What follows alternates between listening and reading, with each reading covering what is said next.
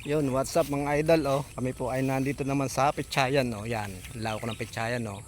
Petsayan po ng aming friend, oh. Family friend niya mga idol, oh. Yan. Malawak po, oh. Yan mga idol, oh. Yan, mga ka-farming natin diyan, mga idol. Yan. Ito po ang aming pinasyalang Petsayan niya mga idol, oh.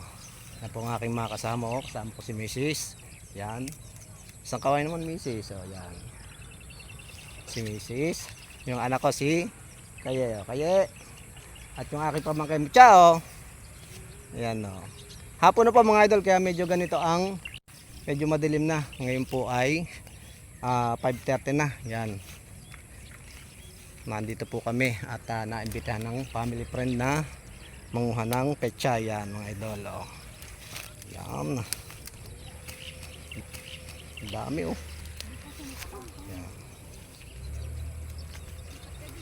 Yan, oh, mga idol, oh. Lawak, oh. Yan.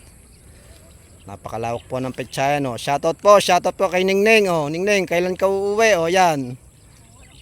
Ang mga pamangkin mo at hipag nangunguha na ng petsay, oh. Yan. Oh. Napakalawak na petsayan niya mga idol, oh. Abot yan doon. Yan.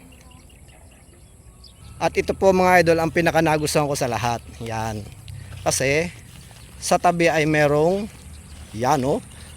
Malawak ang mga fish pond, oh. Yan. Kita nyo, oh.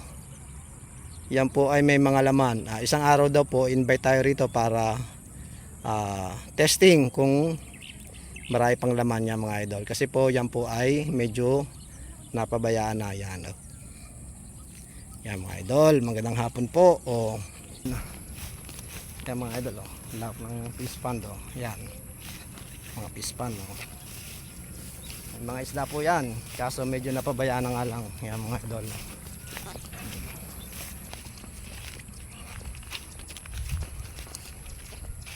Yan mga idol, oh. Nandito naman po tayo sa isang side ng taniman. Ito po ay mustasa. Yan. Ito po ang aking mga kasama dito, kapatid ko. Yan mga idol, oh. Yan, kaway-kaway. Si Simeng at si Aterina. Yan. At saka si Idol Nate. Yan. Yes. Oh. Ba't tayo ang kasama dito sa bukid? Siyempre. Yan mga idol. Tsaka yun si Alvin. Oh, yun. Alvin, isang kaway nga dyan. Ayan si Alvin. Oh, yan.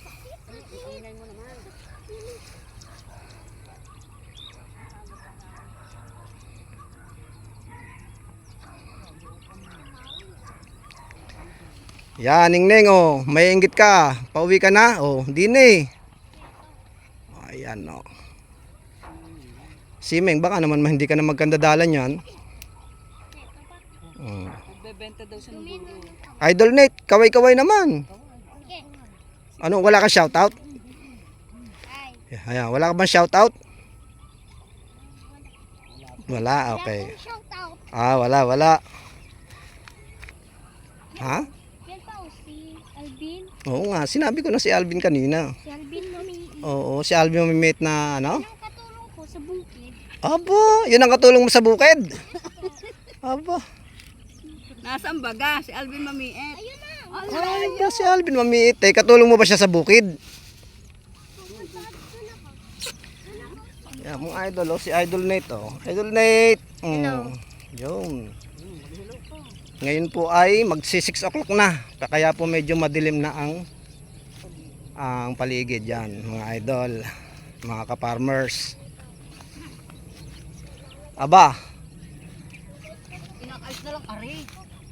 Abay, pambihira yan, oh, mga idol, oh. Hindi pa ba sila sapat kontento na, no? Hindi pa sapat yan nakukuha, oh. Ang dami-dami na, oh.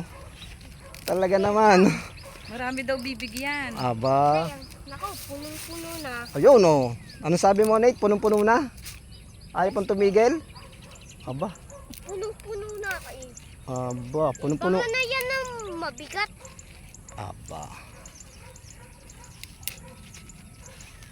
Yan mga idol, sige po, at kami po ay neto na pag-harvest ng gulay, hindi ng isda. Yan mga idol, oh. Kami po ay pauwi na maya-maya. Hey, ito pa. Oh, Nate, ano? Tayo ba'y aalis na? Tara na. Oh, tinan mo dala natin oh. Ang dami oh. Yan oh. Pechay at saka mustasa. Yan. Pa dito sa Si Siming daw po ay magbuburo ng isang talyase. Baka gusto niyong humingi. Yan. sakit sa tinig. Yan mga idol oh. Yan mga idol, ang bigat po ng ating dalawa. Yan. Isang plastic na mustasa. Yan. Ano bunso? Meron. Yan mga idol oh. Tayo po ay nakapag-harvest na.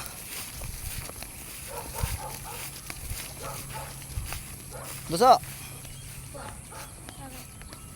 Kaway naman. Yan, ang aking pong bunso. Yan.